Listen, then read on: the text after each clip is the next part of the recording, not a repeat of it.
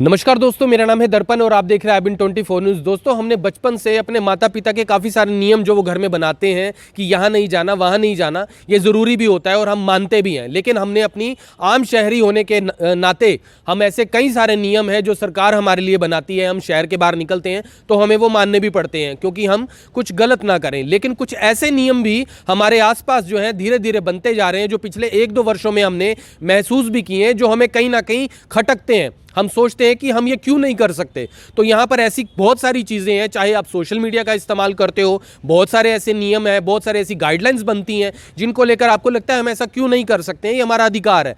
तो ऐसी कई सारी चीज़ें हैं जिनसे जुड़ा हुआ एक शब्द मैं आपको बोल दूँ, world new order. New world order जो है उसे बोला जाता है। जो प्रधानमंत्री हैं उन्होंने भी कई बार इस शब्द का इस्तेमाल जो है वो कर चुके हैं और बाकायदा ये जो शब्द है इसके बारे में जो डॉक्टर देवेंद्र बलारा, जो कि पिछली बार भी हमारे जो है न्यूज़ चैनल के ऊपर आए थे, उन्होंने ये शब्द के बारे में पहले भी बताया था। लेकिन अब ये न्यू वर्ल्ड ऑर्डर आखिर है क्या, ये शब्द है क्या इसके पीछे, यानी कि ये दिखने में सुनने में जो है ये शब्द बड़ा छोटा सा शब्द लगता है कोई ये फॉर्मल सा वर्ड है और ये कोई ऐसा कोई नियम जो है वो आने वाला है जो सरकार उसे लागू करेगी और कॉमनली पीपल उसे इस्तेमाल करेंगे। लेकिन ऐसा नहीं है। इसके पीछे की एक सबसे बड़ी जो कहानी है वो आपको आज बताएंगे डॉक्टर देवेंद्र बलारा, और ये आपको सुनना भी चाहिए क्योंकि अगर आपने ये नहीं सुना तो आप ये समझ लीजिए फिर आप कहीं ना कहीं जो है अंधेरे में रह जाएंगे और फिर आपको शायद जब ये पता लगे कि ये न्यू वर्ल्ड ऑर्डर था क्या, तब जो है जाकर आपको कोई बड़ा झटका लगे। तो यहाँ पर उनसे बात करने का प्रयास करते हैं। डॉक्टर देवेंद्र बलारा जी, क्या कहना चाहेंगे? पहुँचे हैं आज, ये शब्द आखिर है क्या? पहले भी आपने इसके बारे में कई बार बोल चुके हैं, क्या कुछ है क्या ये चीज़? पहले तो आपके सभी दर्शकों को नमस्ते, और दूसरा IBN24 को ये बधाई कि आप लोग इस मुद्दे पर बोले, क्योंकि आज जिस तरह से सरकारों ने हर मीडिया हाउस को इस तरह से जकड़ा हुआ है कि वो इन मुद्दों पर चर्चा ही नहीं करना चाहता कि लोगों को जागरूकता ना हो। दूसरी बात आपने बोली न्यू वर्ल्ड ऑर्डर, ये कोई आम शब्द नहीं है। इस शब्द को इस देश का प्रधानमंत्री 3 बार बोल चुका है, लाल किले की प्राचीर से, संसद के अंदर, अपने भाषणों में। और अगर आप जागरूक हैं, इस वक्त जब मैं आपके पास यहाँ वीडियो बना रहा हूँ तो वर्ल्ड इकोनॉमिक फोरम की मीटिंग चल रही है स्विट्जरलैंड के अंदर, और देश का प्रधानमंत्री क्लाउस श्वाब के साथ मिल करके एक समिट के अंदर बैठा हुआ है, और उस समिट में ऊपर कोने पे लिखा हुआ है न्यू वर्ल्ड गवर्नमेंट समिट, यानी कि पूरी दुनिया में एक सरकार। यह है न्यू वर्ल्ड ऑर्डर का असली तो नाम। क्या कहते हैं, दुनिया के चंद घराने, लगभग 13 रॉयल फैमिलीज, जिसमें आपका वॉलमार्ट है, जिसमें आपका रेनॉल्ड्स है, जिसमें आपका मॉर्गन है, रॉथस्चाइल्ड है, रॉकफेलर है, बिल गेट्स है, इस तरह के और सारे हैं और घर परिवार हैं। वो क्या कहते हैं कि जब आपके जीने के लिए ज़रूरी पैसे हम देते हैं, आपको ये लगेगा कि वो कैसे देते हैं, आप तो पैसा कमाते हो, लेकिन मैं आपको थोड़ा सा क्लियर कर दूं।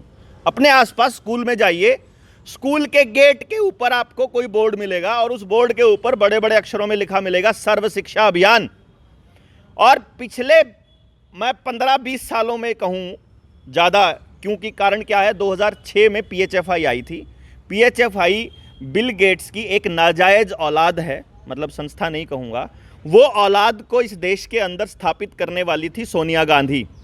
जब वो लेकर के आई, चंद्रबाबू नायडू, नवीन पटनायक और नरेंद्र मोदी जिस वक्त सरकारों में थे अलग अलग, कहीं आपको ये लगता हो कि मैं कांग्रेस का विरोध कर रहा हूं तो मैं बता दूं कि उस टाइम गुजरात के अंदर पहला दफ्तर बना जब PHFI का, तो नरेंद्र मोदी CM हुआ करते थे। वही बिल गेट्स आज आपको बताता है कि आपको खेती कैसे करनी है। प्रोग्रेसिव फार्मिंग की रिपोर्ट में नीति आयोग की, जब आपको याद हो 2016 में उसको पद्म भूषण दिया था प्रधानमंत्री ने, वही बिल गेट्स आपको बताता है कि आपको किसी बीमारी का इलाज कैसे करना है। वही बिल गेट्स आपको एक नया वायरस आने से पहले बताता है कि एक नया वायरस आने वाला है।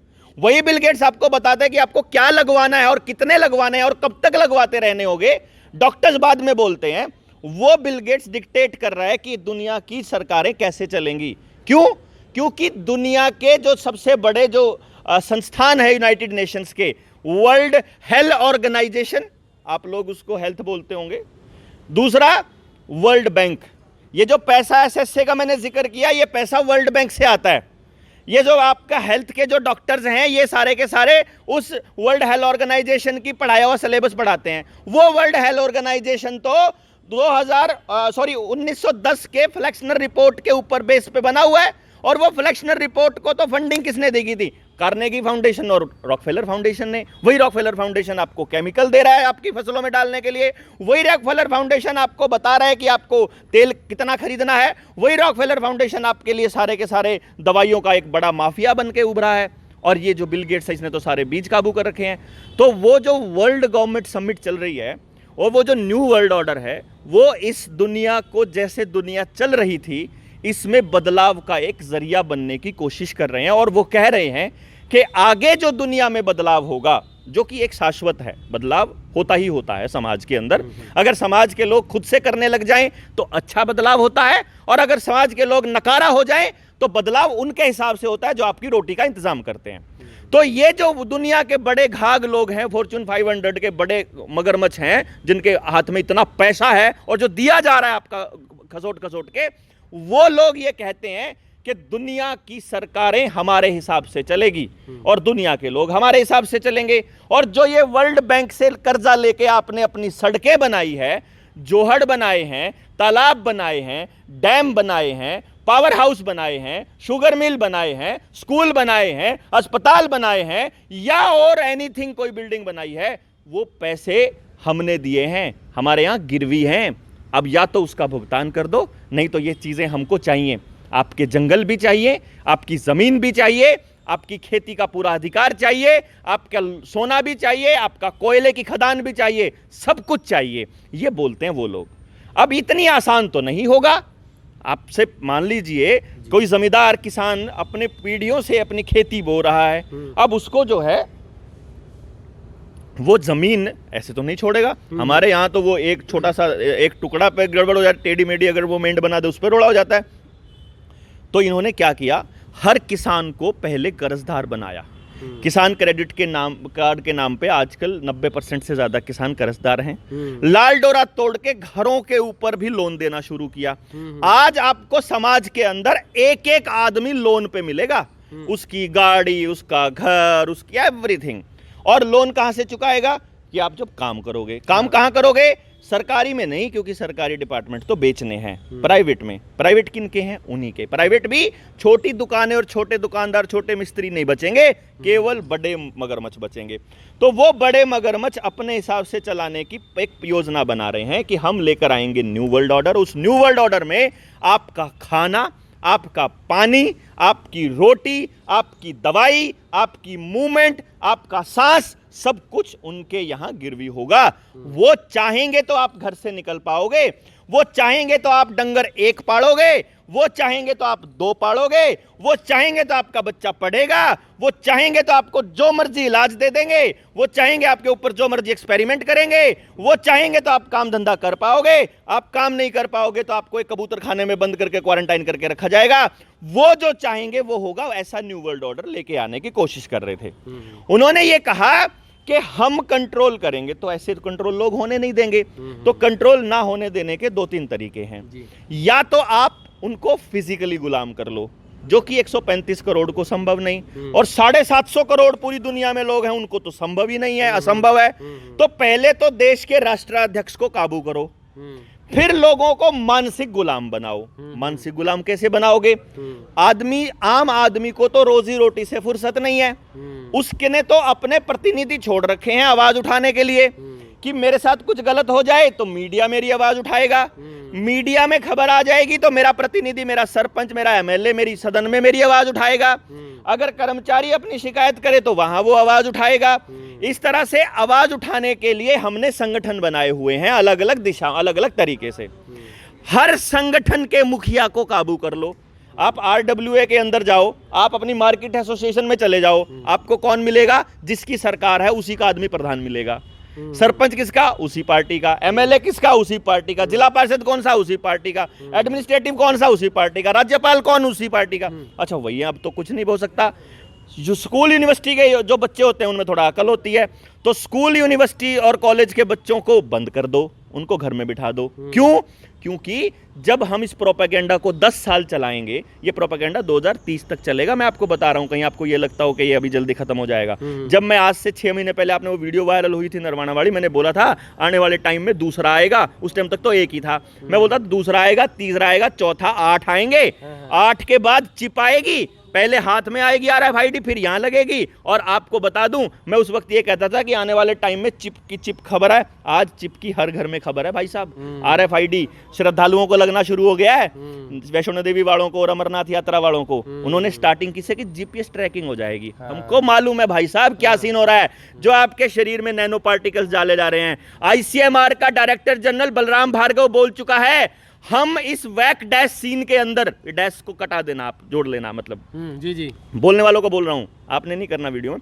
वो जो आपके शरीर में डाला जा रहा है ना, उसके अंदर नैनो पार्टिकल्स हैं, उसके अंदर ग्रेफीन ऑक्साइड है। ये बोल चुका है ICMR का डायरेक्टर जनरल। वो ICMR का डायरेक्टर जनरल ये कह चुका है, all vaccines are disease modifying, they do not prevent infection. तो भाई साहब फिर ये क्या सीन है? ये जो 3+2G का जो ट्रायल चल रहा है, आपको पता हो कल ट्रायल हो चुका है पहला। ये कह रहे हैं भला उसने ना, टेलीकॉम मिनिस्टर ने पहली कॉल करी। अरे भैया, तुम जो दूसरी लहर कह रहे थे, ये ट्रायल हमें पता है उस वक्त के दौरान हुआ था। हमें पता है जो तुम ये एक्सपेरिमेंटल दवाइयां दे रहे थे लोगों को, उससे लोगों को तुमने कैसे जान से हाथ धोना पड़ा। मैं जब उस पर कहता हूं कि आप इतने लोगों को काबू करने के लिए या तो आपको उनको शारीरिक रूप से गुलाम करना पड़ेगा, जो कि संभव नहीं है, ना ही आपके पास इतने लोगों के लिए जेल है, तो आप उनके घर को ही जेल बना दो कि तुमको घर पे बैठे राशन मिलेगा, तुम्हें घर से नहीं निकलना है। अब हम कह रहे हैं भाई बीमारी तो हमें नहीं लगता हमें है। नहीं, हम एक टेस्ट से बताएंगे। कौन से टेस्ट से बताओगे? जो टेस्ट 2017 में खरीदी थी जिसकी किट, जो 2015 में पेटेंट हुआ था। अरे वायरस भी कभी पेटेंट होता है क्या? बीमारी भी कभी पेटेंट होती है क्या? दवाइयां पेटेंट होती तो हमने सुनी थी, पर ये तो पहले से पेटेंट हुआ पड़ा है वायरस ही। अब जो नया आया हुआ है, ये जो बंदर फॉक्स, ये भी इन्होंने पेटेंट कराया हुआ है। इसकी तो बीमारियां बहुत पहले थी। और जो साइड इफेक्ट की लिस्ट है उसमें इसका जिक्र है कि सिंगलेट्स होंगे, आपको हो सकते हैं। वो सिंगलेट्स क्या है? वो यही तो है जिसको छोटा पॉक्स कहते हैं, मैं जान के बोल रहा हूँ, ठीक है, या जिसको बंदर फॉक्स कहते हैं। तो ये क्या चीज है? और इसके बारे में तो बिल गेट्स 2 साल पहले बोल चुका था कि इसके बाद आएगा। और अभी बिल गेट्स ने बोला है कि अभी तो इस बीमारी का जो सबसे बुरा वक्त है वो आना बाकी है। यानी कि जो ये 3+2G चलेगा ना, अब जून के अंदर आपको दिखाऊंगा लोग सुसाइड करते हुए, आपको दिखाऊंगा सड़क पे चलते हुए मरते हुए, अचानक कार्डियक अरेस्ट, अचानक किडनी फेलियर, अचानक ऐसा, आपको बैठे थे ठीक ठाक और आपको पता भी नहीं चलेगा। अब वो शारीरिक रूप से नहीं कर सकते, तो दिमाग से काबू करने के लिए इन्होंने मीडिया को, पॉलिटिकल पार्टीज को, मैं आपको बता दूं, आपका एक नेता नहीं बोलेगा, एक भी नेता। याद कीजिए, मान लो हम ये मान के चलते हैं कि 2024 में इलेक्शन होंगे। पहली बात मैं आपको पहले बता रहा हूं, इनका प्लान चल रहा है कि देश के अंदर हिंदू मुसलमान के नाम पर या जात के नाम पर या किसी और चीज के नाम पर दंगे कराए जाएं, या फूड क्राइसिस लेकर के आया जाए, देश में अराजकता आए, उस अराजकता के आधार पर देश में इमरजेंसी लगाई जाए और सेना का शासन लगाया जाए। ये प्लान ये कर रहे हैं। और उस सेना के शासन के बाद पूरे देश में एक ही इलेक्शन करवा दिया जाए और जिंदगी भर के लिए सत्ता इनकी हो जाए, जैसे चाइना के अंदर चल रहा है। वही सोशल क्रेडिट सिस्टम यहां लाने की प्लान चल रही है। तो हम ये एक सेकंड के लिए मान लेते हैं कि 2024 में चुनाव होंगे। आप सोचिए उस चुनाव के अंदर मुद्दे क्या होंगे? यही इतने फ्री देंगे, वो फ्री देंगे? क्या आपने कभी सोचा है कि 2020 में जिसका बच्चा स्कूल जाना बंद हुआ था, 8वीं क्लास में था, वो बच्चा 2024 के चुनाव में अपनी 18 साल पार कर चुका होगा और वो एक वोटर हो चुका होगा। ऐसा वोटर जो स्कूल में नहीं गया, जो समाज में नहीं गया, जो वीडियो गेम पे केवल बंदूकें चलाई हैं, जिसने सोशल मीडिया पे सिर्फ नफरत का कचरा देखा है, जिसने केवल अश्लील वीडियोज और वीडियो गेम खेली हैं और बंदूकें चलाई हैं, वो बच्चा आपका वोटर बनेगा एक अंधा भक्त होकर के। सोचो, अगर हर साल 2-2, 10-10 करोड़ बच्चा अगर पास होता हो, तो तब तक, जब तक ये पूरी के पूरा बीमारी का प्रोपेगेंडा चलेगा, आप एक पूरी पीढ़ी को बर्बाद कर चुके होंगे। और जब आपको ये मालूम है कि ये सरकार ने प्रोपेगेंडा किया था आपके साथ, तो भाई मेरे, अपने चौटाला से, अपने हुड्डा से, अपने केजरीवाल से, अपने राहुल से, अपने मोदी से, अपनी ममता से, अपने ठाकरे से, अपने जो जयंत चौधरी से, अपने हनुमान बेनीवाल से, अपने दुष्ट से, अपने किसी और से, कोई भी नेता हो यार, कोई भूल जाते हैं। आपने पूछा क्या कि मेरे बच्चा जब घर में बैठ के बर्बाद हो रहा था तो तू कहां सो रहा था? लेकिन आपके लिए वो आवाज उठाने नहीं आएगा। क्यों? क्योंकि वो भी इस न्यू वर्ल्ड ऑर्डर में मलाई मिलके उसको भी मिली हुई है कि भाई दिल्ली तेरे को मिल जाएगी, पंजाब तेरे को मिल जाएगा, हरियाणा तेरे को मिल जाएगा, यूपी में तू बैठ जाइयो, वहां तू बैठ जाइयो, इस जात का तू ठेकेदार बन जा, इस धर्म का तू ठेकेदार बन जा, और उस सत्ता तुम्हारे हाथ में रहेगी और उसके नीचे से ये मलाई जो है हम खाएंगे, जमीनें भी हम हथियाएंगे, पानी भी हमारे काबू में होगा, इनका चलना जाना भी हमारे काबू में होगा। क्यों हो रहा है भाई? एक भी डिपार्टमेंट नहीं छोड़ रहे। सरकारी स्कूल ये बेच रहे हैं, अस्पताल ये बेच रहे हैं, पीजीआई तक प्राइवेट होने जा रही है आपका ट्रांसपोर्ट होगा, रोडवेज हो गया, रेलवे हो गया, HAL BEL SAIL, LIC, BSNL, HPCL, BPCL, कोई बैंक हो, कोई सा, सब कुछ प्राइवेटाइज करने का खेल चल रहा है। क्यों? क्योंकि वो गिरवी रखवाए हुए हैं वहां पर पे। और ये आप अगर घर में सोए बैठे रहोगे ना, आपके बच्चों के लिए रोजगार छोड़िए, खाना भी नहीं बचेगा। क्यों? क्योंकि इन लोगों ने एक गेम खेला है कि आपका दिमाग प्रोग्राम करने का प्लान किया कि आप सर्टिफिकेट दिखाओगे तो ड्यूटी पे जा पाओगे, तो दुकान खोल पाओगे, तो स्कूल जा पाओगे, तो पेपर दे पाओगे, तो बस की टिकट मिलेगी, तो रेल की जहाज की टिकट मिलेगी, तो ट्रांसपोर्ट मिलेगा। उस सर्टिफिकेट से क्या हो जाएगा भाई? लोगों ने तो फर्जी भी खूब बनाए हैं, 40% तो अपने देश के अंदर, वहां से क्या हो जाएगा? लेकिन लोगों को फीलिंग आ रही है कि भाई सरकार का डंडा था। सरकार मालिक नहीं होती मेरे दोस्तों। जनता सरकार मोर्चा ने जो कॉन्सेप्ट दिया है कि सरकार मालिक नहीं होती, सरकार के अंदर बैठा एक एक अधिकारी और उधर बैठे हुए मंत्री, मुख्यमंत्री और प्रधानमंत्री नौकर होते हैं, नौकर। जनता मालिक होती है, लेकिन जनता को मालूम ही नहीं है। तो जनता को यह बताना जरूरी है। आने वाले वक्त में सोशल क्रेडिट सिस्टम आ रहा है उसी चीज के ऊपर कि डिजिटल करेंसी आ रही है, और डिजिटल करेंसी लाने से पहले आपका इंटरनेट शटडाउन होना जरूरी है। इसीलिए साइबर अटैक आ रहा है। साइबर अटैक का नाम आतंकियों को बोलेंगे, और फिर आपका पैसा सब वैसे ही जो नोटबंदी 2016 में एक्सपेरिमेंट किया था ना, आपका पैसा है बैंक में पड़ा है, लेकिन सरकार आपको क्या बोल रही है? 4000 मिलेगा, वो भी पूरा दिन लाइन में लग के, और आप चुपचाप अंधे हो करके सरकार से सवाल भी नहीं पूछ रहे हो। ये काम आपके साथ होने वाला, आपका सारा पैसा ब्लॉक होएगा। उससे पहले साइबर अटैक करना है। साइबर अटैक करने से पहले साइबर लेवल पे आपकी आवाज उठाने वाले लोगों को बर्बाद करना है। इसीलिए सबसे पहले सोशल मीडिया पे अटैक करना शुरू किया इन्होंने। कैथल, यमुनानगर और पानीपत की सोशल मीडिया पे बैन लगाया था। अगर आपके पास खबर नहीं पहुंची हो तो बता देता हूं, आज जींद लग चुका है बैन, चौथा जिला आ चुका है। क्यों? क्योंकि देश की जनता चुप है। सोशल मीडिया के पत्रकारों की आवाज उठाने के लिए अगर ये जनता नहीं बोलेगी ना, यकीन मानिए आपकी आवाज उठाने मेन स्ट्रीम मीडिया नहीं आएगा। आपको इनके साथ खड़ा होना पड़ेगा, और आकर के जब किसान जहां बैठे हों धरने पे, टीचर्स जहां बैठे हों, रोडवेज रेलवे वाले जहां बैठे हों, बैंकों वाले जहां बैठे हो, एक एक धरने को कवर करना आपको।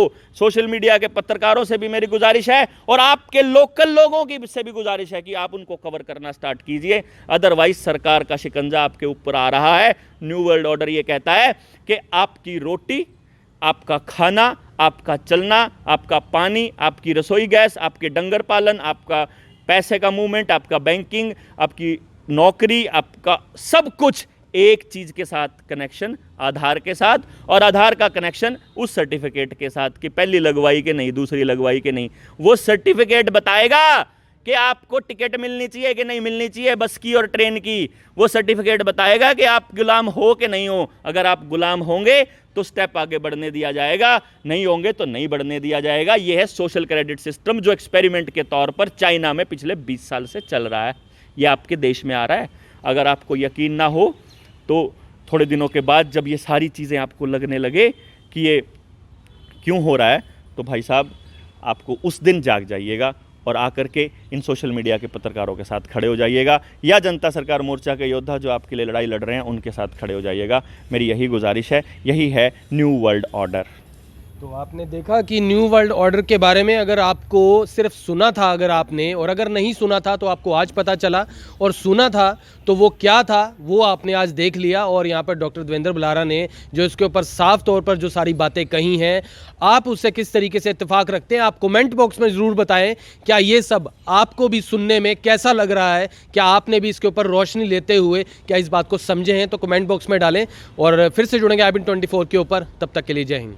अब यहाँ तक आ ही गए हैं तो हमारे चैनल को सब्सक्राइब जरूर करें और नीचे दिए गए बेल आइकन को जरूर दबाएं ताकि हर खबर सबसे पहले पहुंचे आप तक।